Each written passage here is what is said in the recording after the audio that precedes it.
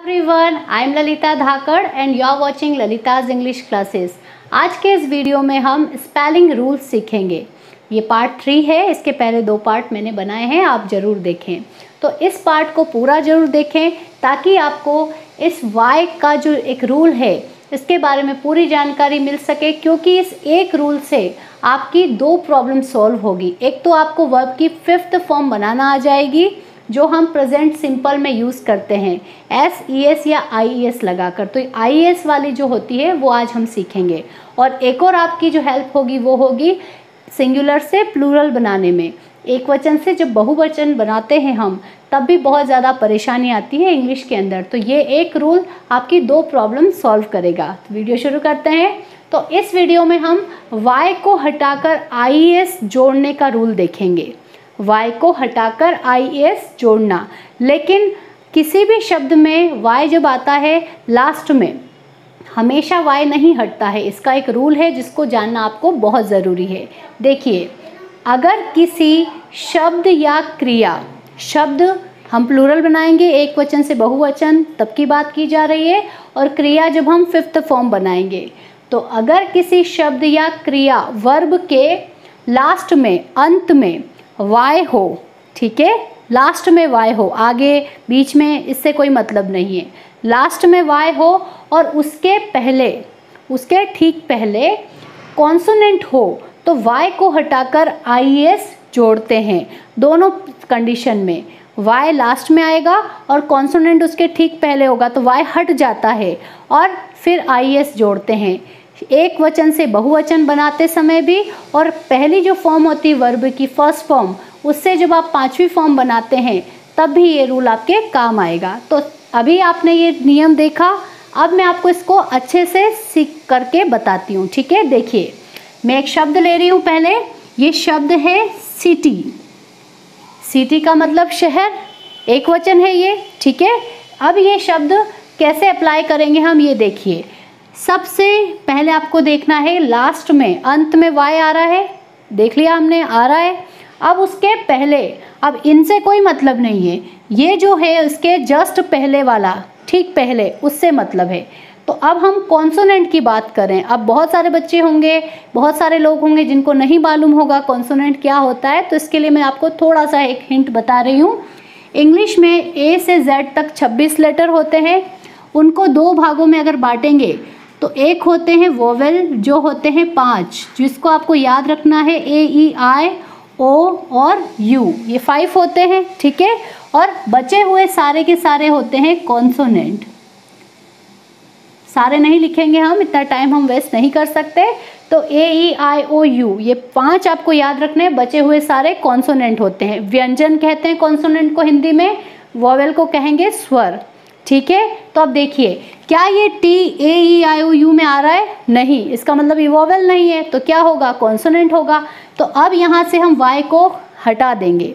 Y हटकर जब हम एक सिटी की बात करते हैं, एक शहर की, तो सिटी ज़्यादा शहर है, जैसे 5 शहर, तो हम यूँ नहीं के लिख सकते हैं कि Y के बाद आप S लगा दें, नहीं। कैसे लिखना पड़ेगा, CIT लिखा और फिर आपको IES जोड़ना पड़ेगा, CITIES, सिटीज़, शहर। देखिए, इसके मैंने कुछ शब्द लिखे हैं और इस तरफ मैंने क्रिया लिखी है और इधर कुछ शब्द लिखे हैं, वर्ड्स लिखे हैं।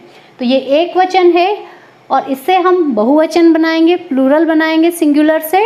और यहाँ फर्स्ट फॉर्म जो है वर्ब की, जैसे केरी, मैरी और ये प्ले भी है, और इनसे हम वर्ब की 5th फॉर्म बनाएंगे जो प्रेजेंट इंडेफिनिट या सिंपल टेंस में हमें लगानी होती है। जैसे आपने सबने सुना होगा, कैरी का कैरीज होता है, गो का गोज होता है, तो नियम के तहत लगते हैं। तो आज हम देखिए इसके कुछ वर्ड देखते हैं। तो अभी मैंने आपको रूल क्या बताया कि लास्ट में Y होना चाहिए। तो देखिए, इन सभी शब्दों के लास्ट में Y है, इन सभी जो वर्ब है उन सभी के लास्ट में Y है। तो पहला रूल का ये जो फेज था, चरण था, तो पूरा हो रहा है कि लास्ट में Y होना चाहिए, देख लिया हमने। अब इसके बाद हमें क्या देखना है कि Y से पहले, उसके जस्ट पहले, पहले और कौन से हैं उनसे कोई मतलब नहीं है। इससे ठीक पहले कॉन्सोनेंट होना चाहिए, मतलब AEIOU नहीं होना चाहिए। अगर AEIOU होंगे तो S लगाएंगे, वो भी मैं आपको भी बताऊंगी। तो देखिए ये कंट्री, कंट्री का मतलब सब जानते होंगे, देश होता है, एक देश। अब हमें कहना है कि 10 कंट्री या ज़्यादा देश, तो हम क्या बोलेंगे, कंट्रीज़ बोलेंगे। तब कंट्रीज़ लिखेंगे कैसे, डायरेक्ट Y जोड़ेंगे? नहीं, IES जोड़ेंगे। क्या क्यों जोड़ते हैं वो सीख रहे हैं।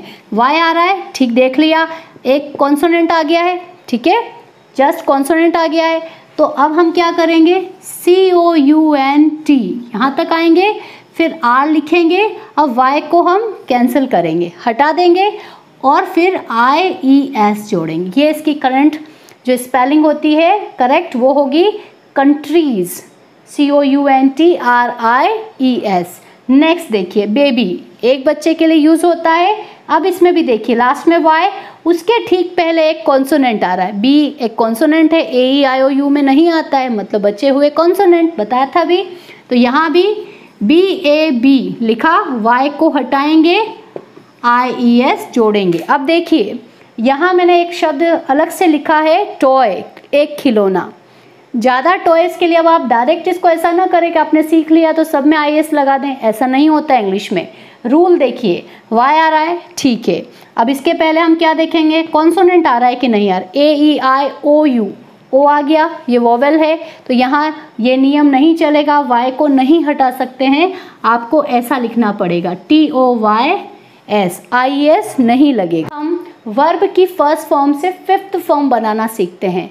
फिफ्थ फॉर्म क्या होती है, वर्ब की फर्स्ट फॉर्म में या तो आप S लगाएं या ES लगाएं या फिर IES लगाएं। तो आज हम Y हटाकर IES लगाना सीख रहे हैं, ठीक है। तो वर्ब की फर्स्ट फॉर्म से फिफ्थ फॉर्म बनाना इसलिए ज़रूरी है क्योंकि प्रेजेंट जो सिंपल होता है इंडेफिनेट, ताहे तीहे तेहे वाला जो मैंने आपको करवाया था पहले, तो उसमें हमें फिफ्थ फॉर्म की ज़रूरत पड़ती है सिंगुलर सब्जेक्ट के साथ में, और बिना ज्ञान के हम गलत कर देते हैं वर्ब को।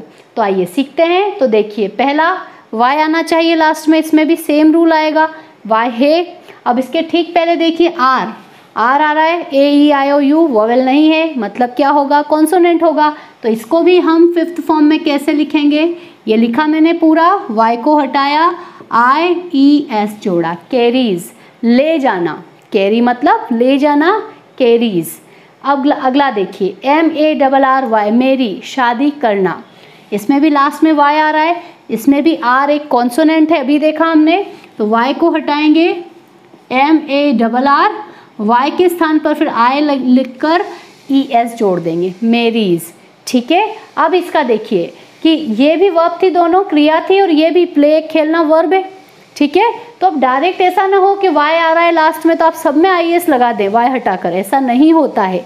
जैसा अभी हमने देखा था टॉय में, इसमें S लगा था, ऐसा ही इसमें देखिए, देखते हैं नियम। Y लास्ट में आ रहा है, इसके ठीक पहले एक वोवेल आ रहा है, A एक वोवेल है, AEIOU एक वोवेल है, कॉन्सोनेंट नहीं है, Y नहीं हटेगा। हमें डायरेक्ट Y के बाद क्या जोड़ना पड़ेगा, S, प्लेज ऐसा लिखा जाएगा।